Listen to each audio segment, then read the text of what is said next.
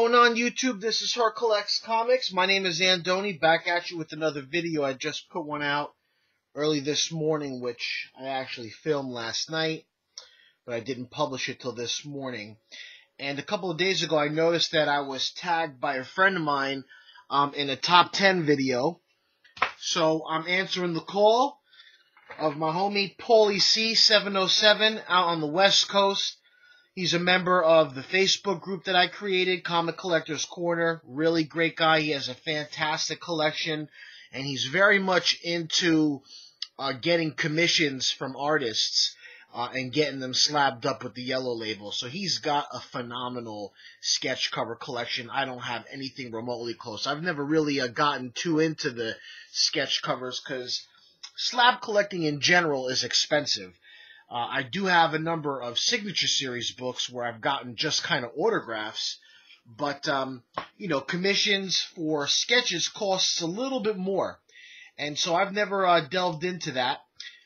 So I have a lot of respect for this dude's collection. Again, his name is PaulyCee707, and I'm going to link to him in my info section of this video.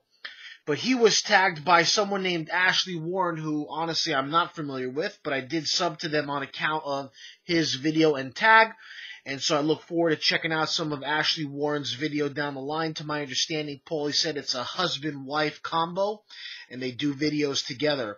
So anyway, Paulie tagged me in his video. I'm going to leave the link below in my info section, and basically it's the top 10 modern comics in my slab collection. Now, there's a distinction between Copper Age and Modern, which I believe Modern starts in 92, 93 until now. And Copper is, you know, basically 91, 92 and prior all the way into the early 80s, if I'm not mistaken. I'm not really into collecting modern slab books all that much. I do have 100 plus slabs in my collection, but, you know, nothing too crazy as far as modern books are concerned. So I'm reaching a little bit here, Paulie, and I'm going to give a mix of modern and Copper Age books. And so here are, I guess for the most part, you know, what I could regard as my top 10. You know, I don't put too much thought into top 10 stuff, to be honest with you, because I collect what I collect, and that's pretty much it.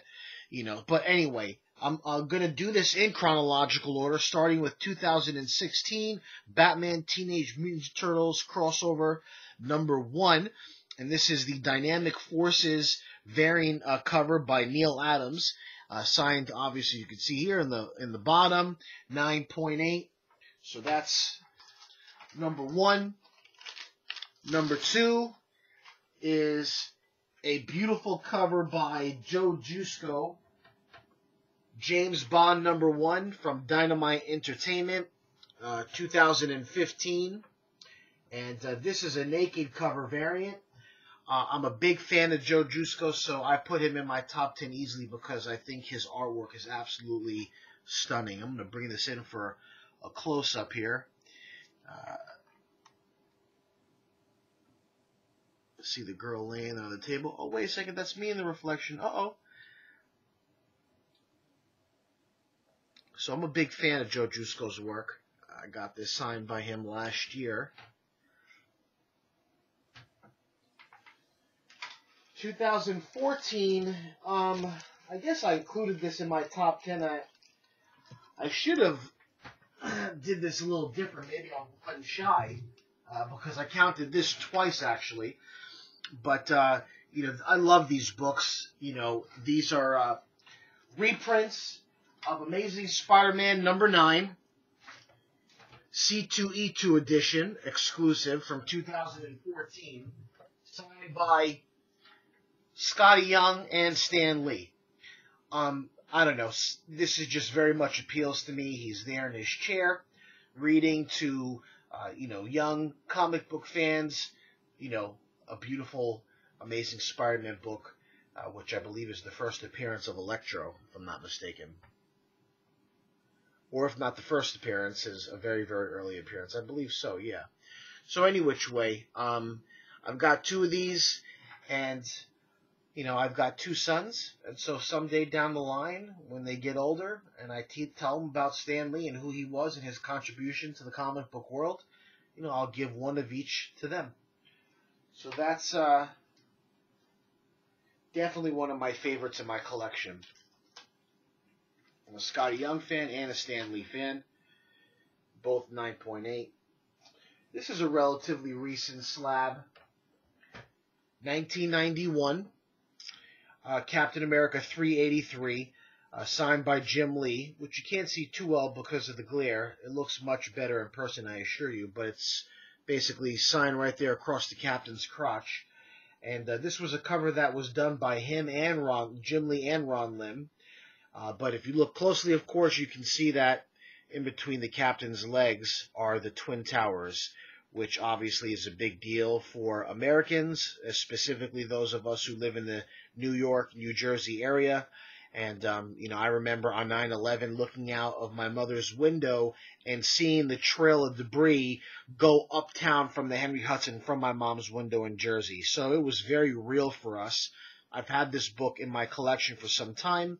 And then in the tail end of 2016, I submitted it for a signing through Surreal Comic and Cards. And I got it signed by Jim Lee. Came back a 9.6. Just adjust the camera a little bit here. So this is one of my, definitely in my top 10 because of the symbolic, reference with the Twin Towers there. Let me just get rid of some of these real quick. Next one that's in my top 10 is one of my all-time favorite covers. I'm a huge Todd McFarlane fan, but I'm also a huge Venom fan, specifically Eddie Brock. As Venom. And I didn't take this one out of plastic, so forgive me on that. But we all know this cover. I don't need to, just regardless of the glare, you know what this is. Amazing Spider-Man number 316, 9.8 white pages. One of my favorite covers, very iconic cover of Venom giving Spider-Man the business. And I recently read the story again in the trade paperback form. I love all of these original Venom stories. So this is definitely one in my top 10. Another Todd McFarlane book. This one is autographed. It's I guess I bought this one because I had all of these I had raw, and then I submitted for grading and signing. But I've always loved, some say, oh, well, there's too much cape here. I like it. It's definitely an iconic Batman cover. McFarlane didn't do too much DC stuff. Obviously, we know him more so as at least in his early years, as a Marvel guy.